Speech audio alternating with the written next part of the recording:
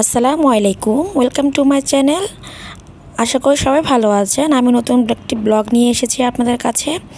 দেখেন আজকে কত বড় একটা মাছ আনছে আমার শ্বশুরে। মাছটা হয়তো প্রায় 4-5 কেজি তো হবে। আমি ঠিক আন্দাজ করে মানে ওনাকে জিজ্ঞেস করি নাই, আমার আন্দাজ অনুযায়ী উনি হয়তো বলছিল একবার প্রায় 5 কেজির মতো না কত যেন।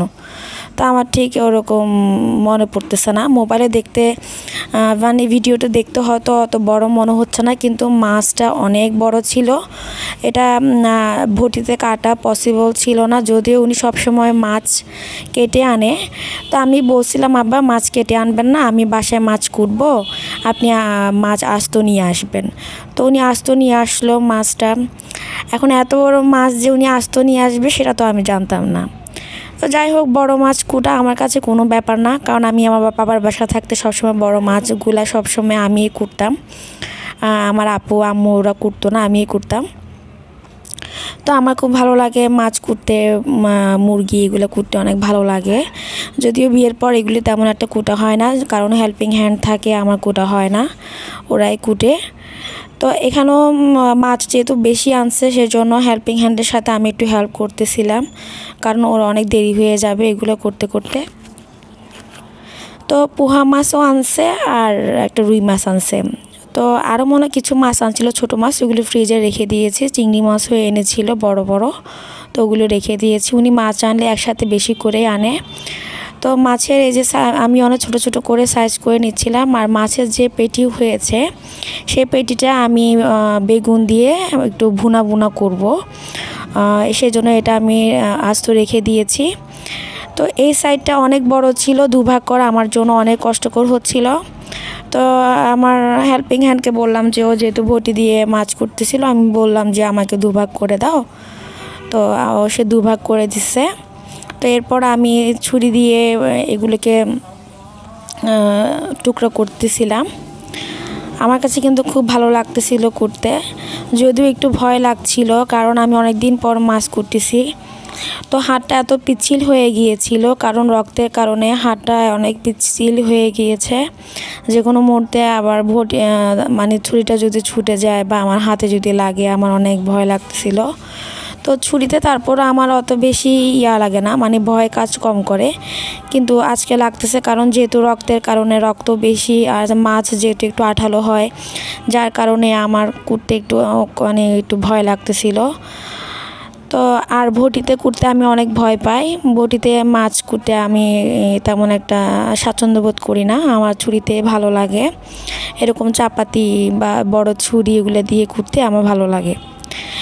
তাছাড়া এত বড় মাছ বটিতে এমনিতেও কুটা যেত না, এটা 2 হাত দিয়ে আলগানো যায় না। এত বড় মাছ আমাদের মেয়েদের পক্ষে এটা সম্ভব না। এটা বাজারে যেহেতু বড় বড় বটি থাকে পুরুষ মানুষদের কাছে, ওদের কাছে অনেক সহজ হতে পারে, আমাদের কাছে এটা অনেক কঠিন ব্যাপার। তো এই মাছগুলা কিন্তু অনেক মজা ছিল। মাছটা যেহেতু অনেক বড়, রুই মাছ যত বড় হয় ততই কিন্তু স্বাদ বেশি হয়। তো যদিও আজকে আমার ভিডিওটা লম্বা হতে যাচ্ছে, যেহেতু আমি মাছটা বড় কুটে অনেক লং টাইম সময় লেগেছে। তো আপনারা যারা আমার ভিডিও দেখেন, আমাকে নিশ্চয়ই ভালোবাসি। আর দেখেন আপনারা যারা আমাকে সাপোর্ট করেন তাদের জন্য আমার অনেক ভালোবাসা। তারা সবসময় আমাকে লাইক কমেন্ট শেয়ার করেন, তাদেরকে আমি ভালোবাসি। তো যাই হোক, তো দেখেন এই মাথাটা কুটা কিন্তু আমার জন্য অনেক বড় চ্যালেঞ্জের। মাথাটা এত বড় যে কোনো রকম কাটতে পারতেছিলাম না। আপা বলতেছিল যে ভাবি আমাকে দেন, আমি করি। আমি বলতেছি না, উনি পারবে না, যেহেতু উনি বটি দিয়ে করতেছে। যদি উনি হাত কেটে যায়, আমার যদি হাত কেটে যায়, আমি তো না কুটাকুটি করলে না ধোয়াপালা না করেও থাকতে পারবো, শুধু হয়তো রান্না করতে হয় আমার। কিন্তু ওনার যদি হাত কেটে যায় তাহলে তো আমার জন্য কষ্ট হয়ে যাবে, তাই না? সেজন্য আমি চাচ্ছিলাম হাত কাটলে আমারটা কাটুক, ওনারটা না কাটুক, সেজন্য আমি ওনাকে কাটতে দিই নাই। তো দেখেন আমার এতগুলো মাছ হয়েছে, পুরো এক বল মাছ হয়েছে। তো এইখানে উনি বলতেছে পেটিটা উনি রেখে দিবি কিনা এইভাবে, আমি বলতেছি না, এইভাবে রাখলে গন্ধ বের হবে। এখানে যে আতিগুলো আছে, মানে রগগুলো আছে, এই যে রগ, এই যে দেখা যাচ্ছে বড় বড়, এগুলো ফেলে দিতে হবে। তো এই রগগুলো ফেলে দেওয়ার জন্য বলছি। তো রগগুলো ফেলে দিয়ে এরপর উনি রেখে দিয়েছিল পলিথিন ভরে, পরে এটাকে রান্না করব। তো এগুলো দেখেন পুরো এক বেসিন হয়েছে।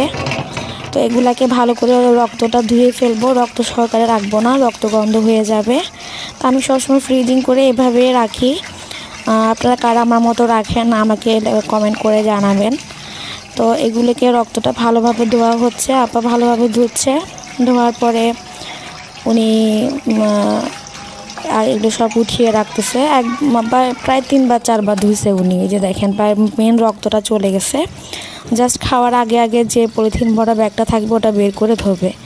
তো রুই মাছ ধোয়া শেষ, এখন হচ্ছে পোহা মাছ। তো পোহা মাছগুলো ধুইছে। পোহা মাছ আমার হাজব্যান্ড আমি একদম পছন্দ করি না। সমুদ্রের পোহা মাছটা আবার আমাদের খুব পছন্দ, আর নদীর পোহা মাছ আমাদের ভালো লাগে না। তো এগুলো প্যাকেজিং করে নিলাম সবগুলো। এই যে পোহা মাছগুলো 3 পলিথিন করে রাখছে। আমরা কিন্তু দুপুরে যেটা রান্না করি সেটা রাত্রে আর খাই না, মাঝে মাঝে খাই, কিন্তু মানুষ বেশি হলে শুধু দুপুরেরটা দুপুরে রান্না করি, রাত্রেটা রাত্রে রান্না করি আলাদাভাবে। তো এখন রুই মাছগুলো প্যাকেটিং করে নিচ্ছে আবার ভালোভাবে। তো আজ এ পর্যন্ত, সবাই ভালো থাকবেন, আমার জন্য দোয়া করবেন, আমার চ্যানেলটি সবাই ফলো করে রাখবেন। আজ এ পর্যন্তই, আল্লাহ হাফেজ।